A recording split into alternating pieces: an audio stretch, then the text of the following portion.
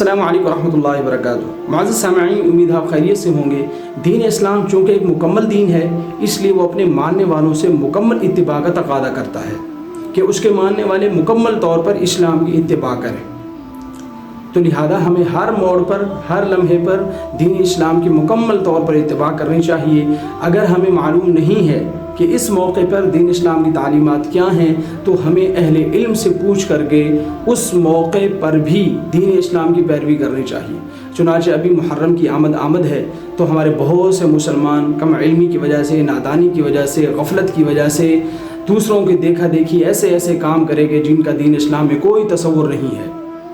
تو اس لیے ہمیں اس موقع پر آگاہ رہنا چاہیے، اہل علم کے ساتھ جڑے رہنا چاہیے، ہمیں معلوم ہونا چاہیے کون سا کام کرنا ہے، کون سا کام نہیں کرنا۔ وہ کام جن کو شریعت نے کرنے سے منع کیا ہے، ان کاموں میں سے ایک کام نوحہ پڑھنا، نوحہ کہنا، نوحے کی کیفیت پیدا کرنا، رونا، رلانا، ان تمام امور سے شریعت نے منع فرمایا ہے۔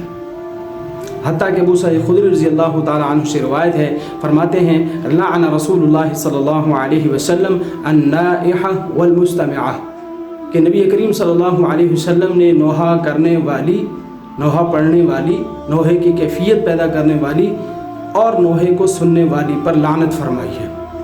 چونکہ اس وقت عرب میں عام طور پہ کام عورتیں کیا کرتی تھیں، تو اس لیے یہاں عورت کا ذکر ہے، لیکن مراد اس سے صرف عورت نہیں ہے، چاہے وہ نوحہ پڑھنے والا مرد ہو چاہے عورت ہو، سننے والا مرد ہو یا عورت ہو، سب پر حضور صلی اللہ علیہ وسلم نے لعنت فرمائی ہے۔